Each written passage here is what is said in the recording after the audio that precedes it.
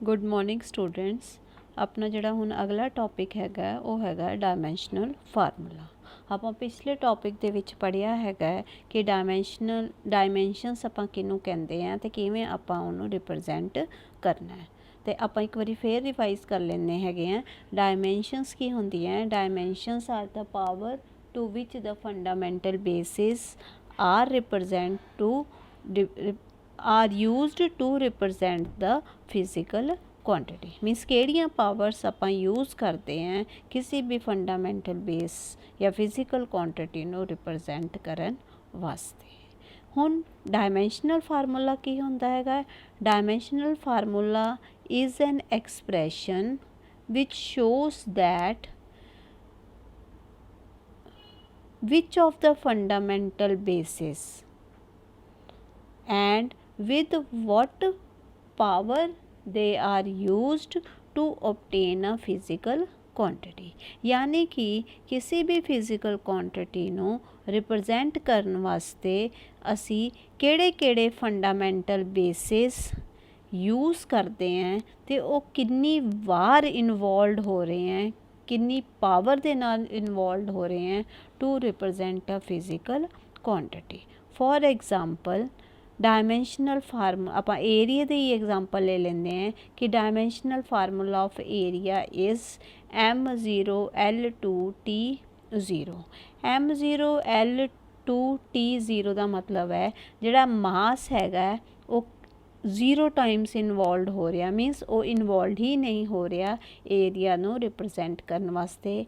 जिहड़ी लेंथ हैगी है वो साडी 2 times use, मीनस fundamental basis length use हो रहा है वो कितनी बार यूज़ हो रहा है? 2 टाइम्स यूज़ हो रहा है। और टी टाइम कितनी बार यूज़ हो रहा है? 0।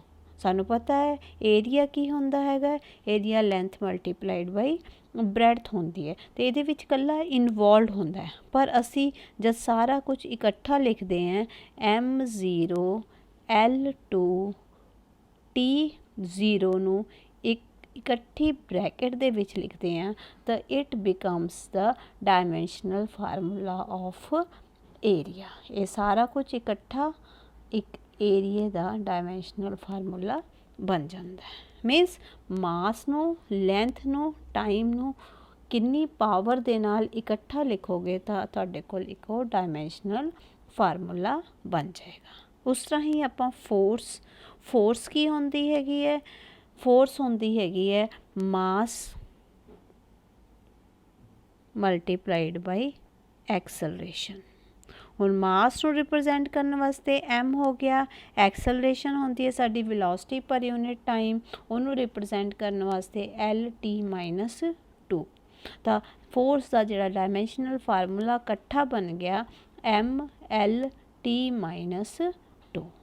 सो बच्चों जे सानू डायमेंशनल फार्मूले लिखना हैगे हैं तो सानू सब तो पहला पता होना चाहिए हैगा कि उस फिजिकल क्वांटिटी का की फार्मूला हैगा। जे सानू फार्मूला पता होएगा फिर आप फंडामेंटल बेसिस यूज़ करके उहदा डायमेंशनल फार्मूला बना सकते हैं। हुण आप देखते हैं डिफरेंट फिजिकल क्वांटिटीज़ हैं उहदा डायमेंशनल फार्मूला आपां किवें बनाना है। एरिया का एग्जाम्पल मैं तुहानू पहला भी ले चुकी हाँ। एरिया लेंथ इंटू ब्रैड्थ होंदा हैगा ते लेंथ नू यूज़ करने वास्ते फंडामेंटल बेस कैपिटल L होंदा है और ब्रैड्थ नू यूज़ करने वास्ते fundamental base again capital L होंदा है। तो जिहड़ा L साडा हैगा 2 टाइम्स आ गया। और आपां नू फार्मूला रिप्रजेंट करने वास्ते तीनों चीज़ां यूज़ करनियां होंदी है, मास, लेंथ और टाइम। तो मास की पावर क्या है? 0। मास की पावर 0 का मतलब हैगा उहदी वैल्यू की होगी 1। ठीक है। तो लेंथ की पावर 2 है, अगेन टाइम की पावर 0 मीनस टाइम की वैल्यू की हो जाएगी 1। फार्मूले दे विच सानू तीनों फंडामेंटल बेसिस यूज़ करने होंदे हैं, मास भी यूज़ करना होंदा है, लेंथ भी यूज़ करना होंदा है और टाइम भी। जब असीं तीनों नूं इकट्ठा करके लिखते हैं तो साडे कोल आ जांदा हैगा MLT-L2T0। एवें ही वॉल्यूम की होंदी है? Length multiplied by breadth multiplied by height. Length ਨੂੰ ਰਿਪਰੈਜ਼ੈਂਟ ਕਰਨ ਵਾਸਤੇ ਫੰਡਾਮੈਂਟਲ ਬੇਸ L ਹੋਏਗਾ, ਬ੍ਰੈਡਥ ਨੂੰ ਰਿਪਰੈਜ਼ੈਂਟ ਕਰਨ ਵਾਸਤੇ ਫੰਡਾਮੈਂਟਲ ਬੇਸ ਅਗੇਨ L ਹੋਏਗਾ, ਔਰ ਹਾਈਟ ਨੂੰ ਰਿਪਰੈਜ਼ੈਂਟ ਕਰਨ ਵਾਸਤੇ ਫੰਡਾਮੈਂਟਲ ਬੇਸ ਅਗੇਨ L ਹੋਏਗਾ। ਤਾਂ ਜਿਹੜਾ L ਸਾਡਾ ਹੈਗਾ 3 ਟਾਈਮਸ ਆ ਰਿਹਾ, ਅਤੇ ਆਪਾਂ ਉਹਨੂੰ ਇਕੱਠਾ ਲਿਖਦੇ ਹਾਂ। M ਤਾਂ ਯੂਜ਼ ਹੀ ਨਹੀਂ ਹੋ ਰਿਹਾ, ਤਾਂ ਉਹਦੀ ਪਾਵਰ ਕੀ ਆ ਗਈ 0। L ਕਿੰਨੀ ਵਾਰ ਯੂਜ਼ ਹੋ ਰਿਹਾ ਹੈ 3 ਟਾਈਮਸ, ਔਰ ਟਾਈਮ ਕਿੰਨੀ ਵਾਰ ਯੂਜ਼ ਹੋ ਰਿਹਾ ਹੈਗਾ ਅਗੇਨ 0 ਟਾਈਮਸ। ਤਾਂ ਤਿੰਨਾਂ ਨੂੰ ਅਸੀਂ ਇਕੱਠਾ ਕਰਕੇ ਲਿਖਾਂਗੇ ਤਾਂ ਸਾਡੇ ਕੋਲ ਫਾਰਮੂਲਾ ਬਣ ਜਾਏਗਾ m to the power 0, L to the power 3 ਔਰ T ਟੂ ਦੀ ਪਾਵਰ 0। ਔਰ ਇਕੱਠੀ ਚੀਜ਼ ਨੂੰ ਆਪਾਂ ਡਾਇਮੈਂਸ਼ਨਲ ਫਾਰਮੂਲਾ ਕਹਿੰਦੇ ਹੈਗੇ। ਠੀਕ ਹੈ, ਇਹ ਤਿੰਨੋਂ ਚੀਜ਼ਾਂ ਨੂੰ ਤੁਸੀਂ ਇੱਕ ਬ੍ਰੈਕਟ ਦੇ ਵਿੱਚ ਲਿਖੋਗੇ ਤਾਂ it becomes the dimensional formula. ਡਾਇਮੈਂਸ਼ਨਸ ਦੇ ਵਿੱਚ ਇਕੱਲੀਆਂ ਅਸੀਂ ਪਾਵਰਸ ਲਿਖਦੇ ਸੀਗੇ, ਪਰ ਡਾਇਮੈਂਸ਼ਨਲ ਫਾਰਮੂਲੇ ਦੇ ਵਿੱਚ ਸਾਨੂੰ ਦੱਸਣਾ ਪੈਣਾ ਹੈ ਕਿ ਕਿਹੜਾ ਕਿਹੜਾ ਫੰਡਾਮੈਂਟਲ ਬੇਸ ਕਿੰਨੀ ਕਿੰਨੀ ਪਾਵਰ ਦੇ ਨਾਲ ਯੂਜ਼ ਹੋ ਰਿਹਾ ਹੈਗਾ। ਫੋਰ ਐਗਜ਼ਾਮਪਲ ਹੁਣ ਅਗਰ ਮੈਂ ਵੈਲੋਸਿਟੀ ਦਾ ਐਗਜ਼ਾਮਪਲ ਲੈ ਲੈਂਦੀ ਹੈਗੀ ਹਾਂ, ਤਾਂ ਵੈਲੋਸਿਟੀ ਕੀ ਹੁੰਦੀ ਹੈ, ਵੈਲੋਸਿਟੀ ਹੁੰਦੀ ਹੈ ਡਿਸਟੈਂਸ ਓਵਰ ਟਾਈਮ। ਔਰ ਡਿਸਟੈਂਸ ਨੂੰ ਰਿਪਰੈਜ਼ੈਂਟ ਕਰਨ ਵਾਸਤੇ ਫੰਡਾਮੈਂਟਲ ਬੇਸ ਆਪਾਂ ਕੀ ਲਿਖਦੇ ਹਾਂ, ਡਿਸਟੈਂਸ ਲੈਂਥ ਦੀ ਫਾਰਮ ਨੇਚਰ ਲੈਂਥ ਹੈ ਤਾਂ ਕੈਪੀਟਲ L, ਔਰ ਟਾਈਮ ਨੂੰ ਮੇਜ਼ਰ ਕਰਨ ਵਾਸਤੇ ਫੰਡਾਮੈਂਟਲ ਬੇਸ ਜਿਹੜਾ ਹੈਗਾ ਸਾਡਾ ਕੈਪੀਟਲ T ਹੈਗਾ। ਤਾਂ ਇਹ ਜਿਹੜਾ ਸਾਡਾ ਫਾਰਮੂਲਾ ਬਣ ਜਾਏਗਾ L T ਜਿਹੜਾ ਹੈਗਾ ਸਾਡਾ ਡਿਨੋਮੀਨੇਟਰ 'ਚ ਹੈ, ਇਹਨੂੰ ਆਪਾਂ ਜਦ ਨਿਊਮੀਨੇਟਰ 'ਚ ਲੈ ਕੇ ਜਾਵਾਂਗੇ ਤੇ ਇਹਦੀ ਪਾਵਰ ਕੀ ਹੋ ਜਾਏਗੀ -1। ਹੁਣ ਬੱਚੋ ਦੇਖੋ ਇੱਥੇ ਮਾਸ ਇਨਵੋਲਵ ਨਹੀਂ ਹੋ ਰਿਹਾ, ਮੈਂ ਇਹਨੂੰ ਲਿਖ ਸਕਦੀ ਹੈਗੀ ਹਾਂ m to the power 0 L T the power -1। ਜਦ ਇਹ ਸਾਰਾ ਇਕੱਠਾ ਆਪਾਂ ਲਿਖਦੇ ਹੈਗੇ ਆ ਤੇ ਇਹ ਵੈਲੋਸਿਟੀ ਦਾ ਡਾਇਮੈਂਸ਼ਨਲ ਫਾਰਮੂਲਾ ਬਣ ਜਾਂਦਾ ਹੈ। ਮੀਨਸ ਡਾਇਮੈਂਸ਼ਨਲ ਫਾਰਮੂਲੇ ਦੇ ਵਿੱਚ ਤੁਹਾਨੂੰ ਤਿੰਨੋਂ ਚੀਜ਼ਾਂ ਲਿਖਣੀਆਂ ਹੈ ਤੇ ਉਹਨਾਂ ਦੀਆਂ ਕੀ ਕੀ ਪਾਵਰਸ ਹੈਗੀਆਂ। ਜੇ ਆਪਾਂ ਇੱਥੇ ਪਾਵਰ ਨਹੀਂ ਵੀ ਲਿਖਦੇ ਤਾਂ ਇਹਦਾ ਮਤਲਬ ਕੀ ਹੈ, ਪਾਵਰ ਤੁਹਾਡੀ 1 ਹੈਗੀ ਹੈ। ਪਾਵਰ 0 ਦਾ ਮਤਲਬ ਉਹ ਚੀਜ਼ ਤੁਹਾਡੀ 1 ਬਣ ਜਾਂਦੀ ਹੈ। ਫਿਰ ਸਾਡੇ ਕੋਲ ਐਕਸਲਰੇਸ਼ਨ ਹੁੰਦੀ ਹੈਗੀ ਹੈ ਵੈਲੋਸਿਟੀ अपॉन टाइम। और वेलोसिटी असी पढ़ चुके हैं, वेलोसिटी का डायमेंशनल फार्मूला की हैगा है m0 L1 T -1। और टाइम नू रिप्रजेंट करने वास्ते फंडामेंटल बेस की हैगा कैपिटल T। जब असी इस T नू न्यूमीनेटर च लेके जावांगे तो यदी भी पावर की बन जूगी, ये साडे कोल बन जूगा m0 L1 T -1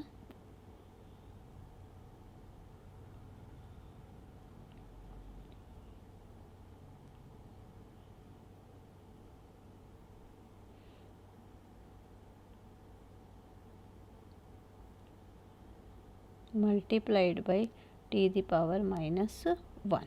तो इनू -1 तुहाडा 2 बार आ रहा है T का, तो it becomes m0 L1 T -2। तो ये सारा इकट्ठा जिहड़ा हैगा साडा ये फार्मूला बन गया एक्सलरेशन का m0 L1 T -2। ਐਵੇਂ ਹੀ ਬੱਚੋ ਫੋਰਸ ਮੈਂ ਤੁਹਾਨੂੰ ਪਹਿਲਾਂ ਸ਼ਾਰਟ ਫਾਰਮ 'ਚ ਦੱਸਿਆ ਸੀ, ਹੁਣ ਮੈਂ ਤੁਹਾਨੂੰ ਦੱਸਦੀ ਹਾਂ ਫੋਰਸ ਕੀ ਹੁੰਦੀ ਹੈਗੀ ਹੈ। ਫੋਰਸ ਹੁੰਦੀ ਹੈਗੀ ਹੈ ਮਾਸ ਮਲਟੀਪਲਾਈਡ ਬਾਈ ਐਕਸਲਰੇਸ਼ਨ। ठीक है बच्चों, हुण सानू पता है मास नू रिप्रजेंट वास्ते फंडामेंटल बेस कैपिटल M हुंदा हैगा, और एक्सलरेशन नू रिप्रजेंट करने वास्ते साडे कोल जिहड़ा उस डायमेंशनल फार्मूला बन गया हैगा that is m0 L1 T -2।